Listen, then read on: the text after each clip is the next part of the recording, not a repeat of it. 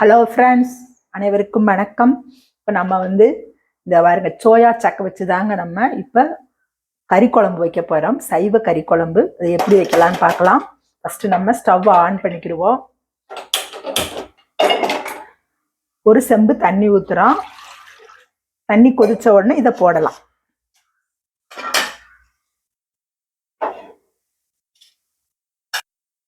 தண்ணி நல்லா கொதிக்குது. இந்த சமயத்தில் நம்ம 5-6 உப்பும் போட்டு இந்த சோயா சக் போட்டு மூடி வச்சிடலாம். அதுக்குள்ள நம்ம இங்க பாருங்க, பச்சை பட்டாணி நைட்டே ஊற வச்சிருக்கிறோம். இதை தண்ணியெல்லாம் இருத்துட்டு இதுல கொஞ்சம் உப்பு, லைட்டா உப்பு போட்டு சோம்பு போட்டு இதை பருபருன்னு இதை நம்ம அரைச்சிட்டு எடுத்து போறோம்.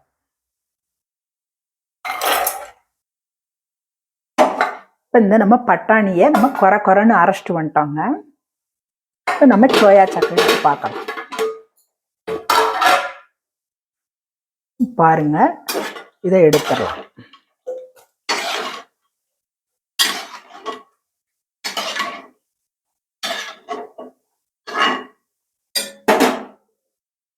இதை தண்ணி ஊத்திட்டு நம்ம இதை 2 கட் பண்ணிட்டு வர போறோம். நல்லா பிழிஞ்சிடணும். நல்லா பிழிஞ்சிட்டு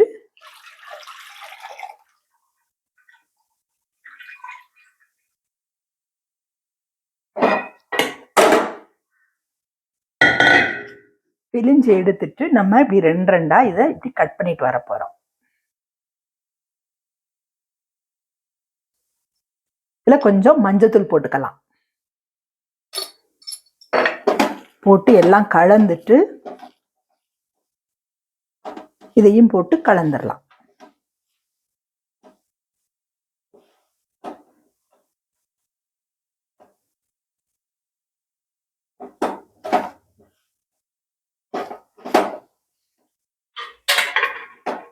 நம்ம இதை இட்லி பாத்திரத்துல வச்சு ஒரு ஆவி எடுத்துட்டு வர போறோம். நான் குக்கர்ல தாங்க வைக்க போறேன்.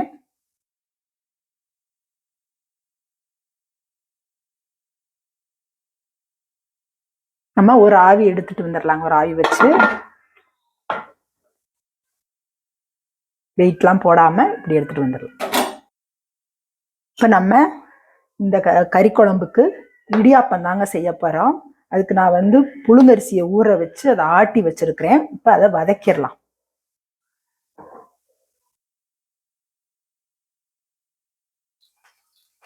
நல்லெண்ணெய் ஊற்றிருக்கோங்க. அதுக்கு இப்ப இந்த மாவை ஊற்றி வதக்கிடலாம்.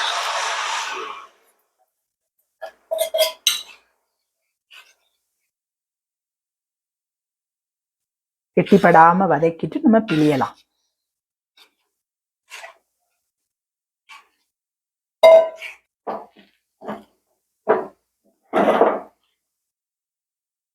இப்போ மாவு நல்லா வதங்கிருச்சுங்க. இந்த நேரம் நம்ம ஸ்டவ்வை முதல்ல குறைச்சி வச்சுதான் வதக்கணும். இப்போ இது பிழியறதுக்கு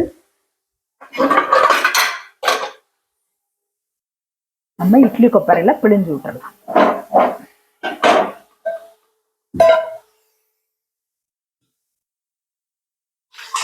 தண்ணி கொதிக்கட்டும்.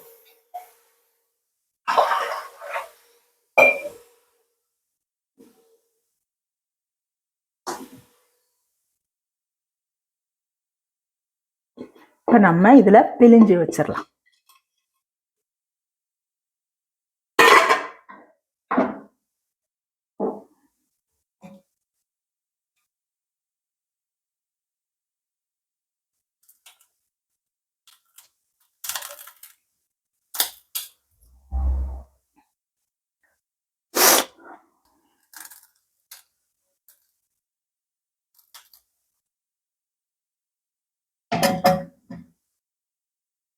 இப்போ நம்ம இடியாப்பம் பிழிஞ்சு விட்டோங்க. அது வெந்துக்கிட்டு இருக்குது. நம்ம அதுக்கு இடையில இப்போ நம்ம குழம்பு வைக்கலாம். ஒரு கனமான பாத்திரம் எடுத்துக்கோங்க. நான் ப்ரெஷர் பேன் தான் எடுத்துருக்கிறேன். சட்டி காயட்டும்.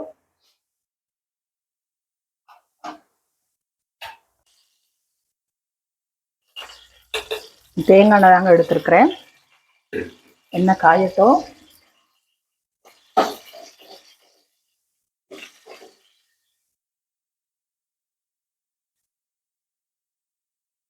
எண்ணெய் காஞ்சிருச்சு. இப்போ நம்ம கொஞ்சம் போல சோம்பு, ஒரு பட்டை, 2 ஏலக்காய், 2 கிராம்பு, ஒரு மர நட்சத்திர முக்கு வெடிக்கட்டும்.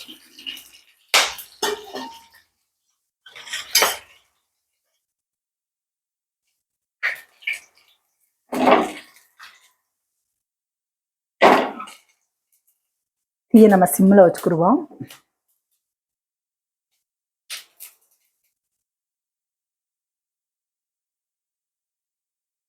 இப்போ சின்ன வெங்காயம் ஒரு கையளவு கட் பண்ணது, கருவேப்பிலை நல்லா வதங்கட்டும்.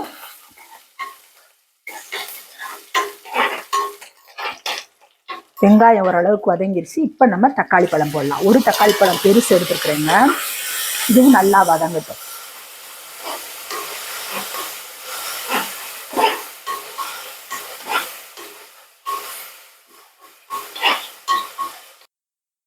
ஒரு 1/4 டீஸ்பூன் அளவு, டேபிள் ஸ்பூன் அளவு மஞ்சப்பொடி, கொஞ்சம் உப்பு. ஃபர்ஸ்ட் கொஞ்சம் உப்பு போடுறோம் வதங்குறதுக்காண்டி. நல்லா வதங்கிட்டு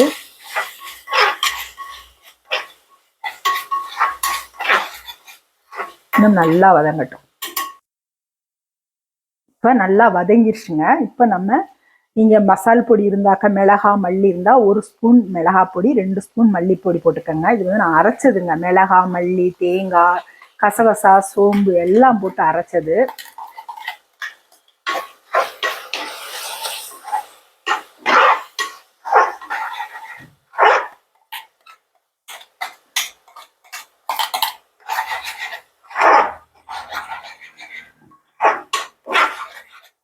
இதுவும் கொஞ்சம் நேரம் வதங்கிக்கிட்டே இருக்கட்டும்.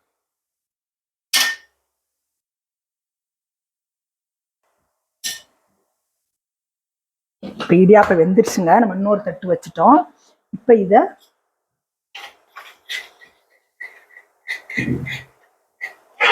வேணுங்கிற அளவு தண்ணி ஊற்றிக்கலாம்.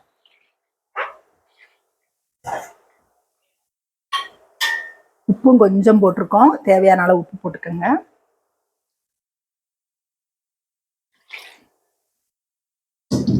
இப்போ இது கொஞ்சம் கொதிக்கட்டும்.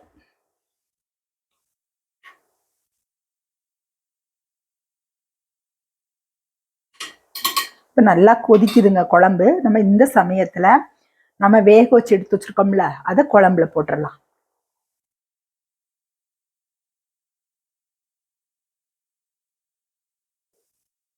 மூடி வச்சிடலாம்.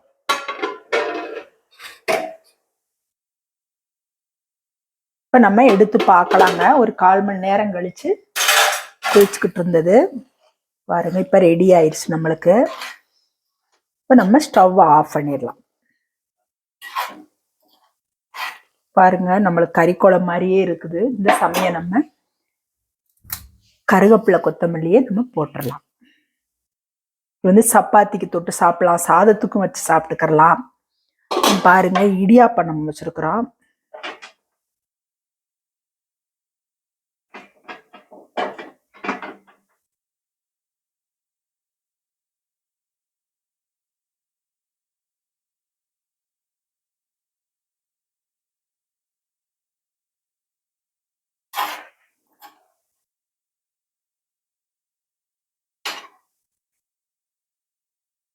அது செஞ்சு சாப்பிட்டு பாருங்க.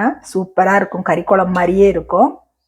செஞ்சு பார்த்துட்டு லைக் பண்ணுங்க, ஷேர் பண்ணுங்க, சப்ஸ்கிரைப் பண்ணுங்க. தேங்க்யூ. வாழ்க வளமுடன். இன்னொரு பயனுள்ள வீடியோவில் நம்ம சந்திப்போம்.